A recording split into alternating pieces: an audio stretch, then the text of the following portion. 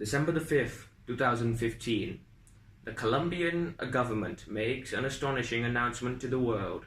In a press release, it states that a team of maritime archaeologists and discoverers have uncovered the wreck of the San Jose, a Spanish treasure vessel thought to have been lost to the seas when she sank in 1708, nearly 310 years ago.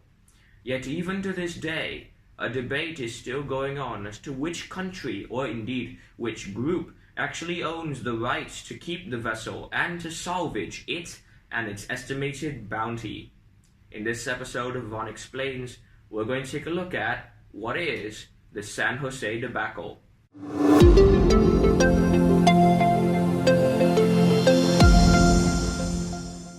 Greetings, fellow scholars, and welcome back to another episode of Avanexplains. I'll admit this episode is a little bit late in coming, but I did have an MUN conference and the World Scholars Cup Regionals a week and 2 weeks before this one, so this is gonna have to be one of those delayed videos. They may come from time to time. However, to make up for it, there is now going to be a second video this week to make up for the lost one in the previous weeks. That's going to be either coming out later on today or tomorrow afternoon. Now, let's talk about the actual thing that we came here to talk about, the San Jose. Spelt with a J instead of an H as I'm pronouncing it, and that's how the Spanish would have pronounced it. The San Jose is one of those mystical treasure hunter vessels that every single mystery hunter wants to get their hands on, not just because of the treasure that it holds, but also because of the significance it plays in the world. But in order to understand that, we need to dial back the clock some 300 years to the turn of the 18th century. In 1700, the world is gripped with discovery and exploration. It is the golden age of exploration and ship sailing for the European countries. Spain in particular is looking to expand its borders. Spanish conquistadors are still in the South Americas, looting and pillaging Incan, Aztec, and Mayan. Not Mayan, because those people disappeared way before they came, which will be another video if you guys suggest it. Back on track. The Spanish conquistadors were still looting the South Americas. Spanish treasure fleets were still going into the Caribbean, and they'd be making their way into Asia and later Africa. But for now, the Spanish Empire is slowly growing, and with it, it needs a new fleet of ships to keep up its duties. Enter the San Jose. Laid down in 1697 at the shipyards in northern Spain, the San Jose and San Joaquin, her sister ship, were both designed for the sole purpose of carrying precious cargo from Spanish colonies back home, and vice versa. The San Jose and San Joaquin were put out to sea in 1698 and began duty immediately. They sailed as the pride and flagship of the Spanish treasure fleet, a system of convoys looping around the world that kept Spain rich and the coffers of the aristocratic families full. In particular, the San Jose and San Joaquin plied the routes of the Caribbean version of the journey.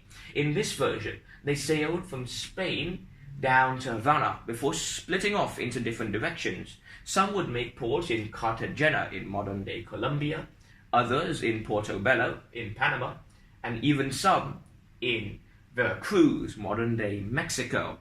Now, after some time collecting the treasures and the taxes from the people of the subjugated states, the treasure ships would make their way back to Havana and rendezvous with one another before making the return journey home to Spain and unloading all that sweet, sweet loot for the Spanish families to sink their teeth into, or more likely spend at a European marketplace.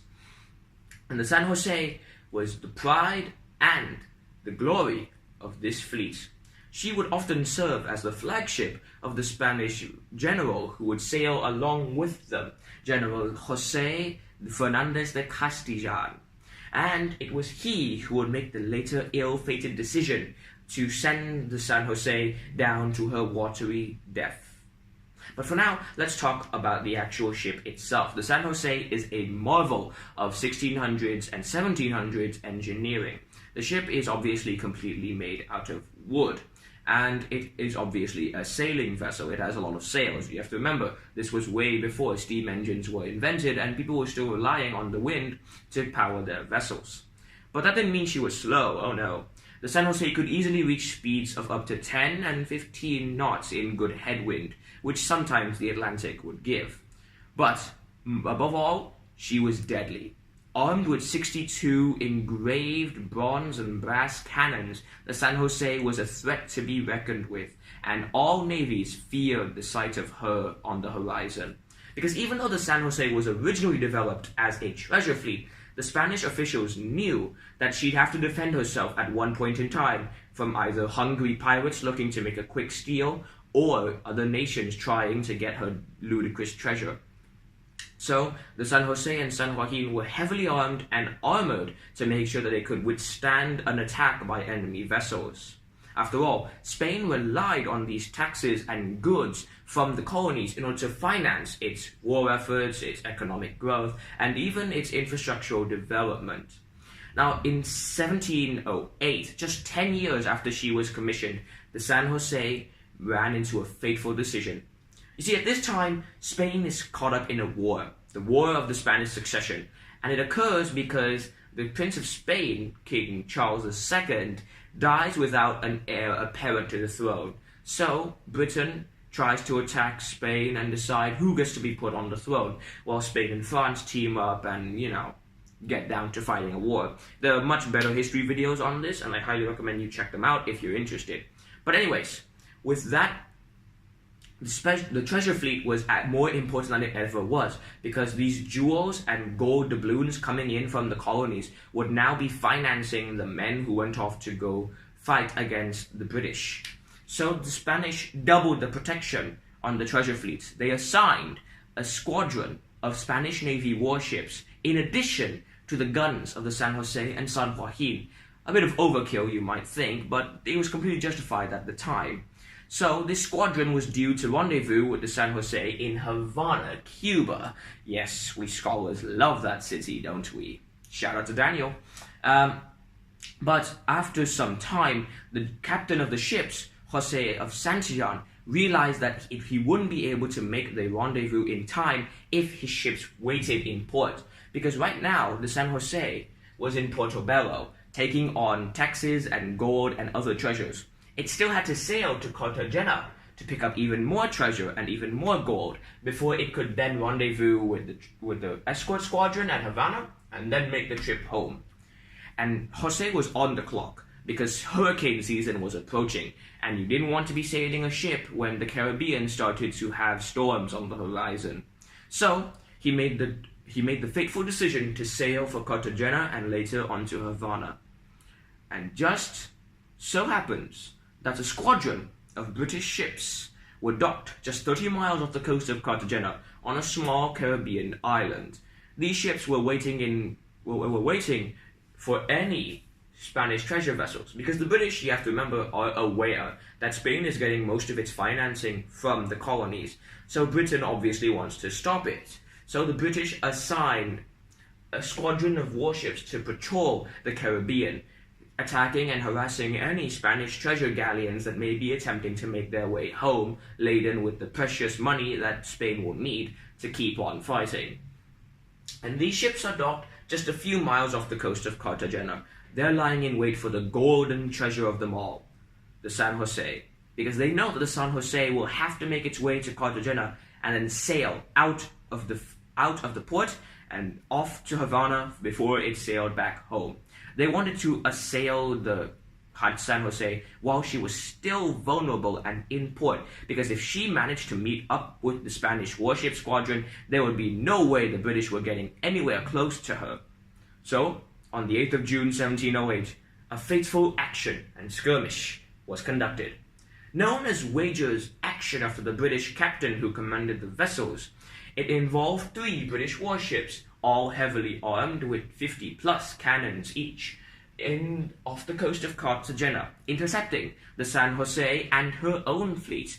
Now, the San Jose was sailing with 17 ships, 3 of which were warships, herself, the San Joaquin, and another Spanish warship vessel. The rest were either merchant vessels or simple hulks meant to escort them for the voyage. And in these few hours of engagement, the British attacked the San Jose. Now, while the San Jose easily fended off the attacks with her guns, a direct hit to her magazine caused the entire ship to explode in a fury of flame and sound, and she sank within a few minutes. Far too little time for the British to salvage anything from her. And so the San Jose will remain at the bottom of the Caribbean, while the rest of the treasure fleet retreated off to the Colombian waters. The British would eventually call off their attack. They didn't want to face the guns of the forts of Cartagena or of any other Spanish warships that might be waiting there for them. So that ends the waiter's action. But with it, the tale of the San Jose is still in play. Over the next centuries, treasure hunters and enthusiasts alike would attempt to find this hulk of this vessel because they theorized, and it's very possible, that at the time of her sinking, the San Jose carried an estimated $20 billion worth of treasure. That's right, $20 billion worth in today's money. That's an insane amount, and frankly, whoever gets their hands on that is going to be pretty well settled for the rest of their life. So, of course, governments and as well as groups would try and find the San Jose. And in 1982, the Sea Search Armada, a US-based company, thought that they had found the wreck, but they never actually got close enough to photograph it. They merely claimed that it popped up on their camera screens when they were excavating the area and searching for it. But their claims would later be denied. In 2015, the Colombian government sponsored a maritime international search for the San Jose by the Woods Institution and a Swiss institution that would later reveal to the world that it had discovered the San Jose. Now, the Colombian government was very hush-hush about it until a few months after the actual wreck was discovered. The actual location of the wreck remains a Colombian secret, because imagine if everybody knew where the San Jose was buried. They'd pretty much scramble for it. And here's the thing, right? When we talk about a maritime dispute, we don't always mean something as violent as the South China Sea. We can mean something as intricately simple as who a ship belongs to. Because you see, the San Jose is a Spanish ship. Spain built the ship and paid for it with its own money back in the 1700s. But it was found in Colombian waters, and Colombia still technically owns the right to the ship because it sank within their area of jurisdiction. Even more confusing is the fact that other South American countries such as Venezuela, Mexico, and Panama also lay claim to the ship because she was sailing with treasure from those colonies when they were subjugated under the Spanish. Even more confusing is the fact that the Sea Search Armada and the maritime organizations in Switzerland, which made the discovery, are also claiming the ship because it was their research vessel that dived 2,000 feet underneath the water and photographed the vessel for the world to see. So, what's happening right now? The Colombian government has sent out a proposal to the international community. It's allowing national and international organizations to make proposals as to how they're going to salvage and excavate the remains of the San Jose for display in a Colombian museum or other area of national recognition. That process is somewhat stalled because the US company that we talked about has filed a petition against the Colombian government to get some claim of the treasure. Because remember, even though the ship itself is very precious, it's the treasure that everybody wants. God, aren't we so materialistic? Even Spain is still refusing to give Colombia the permission to excavate the ship because it's their ship. They should get the rights to it. But for now, we're going to have to just see what plays out. And for all we know, the San Jose could remain under the waters of the Colombian coastline for another 300 years.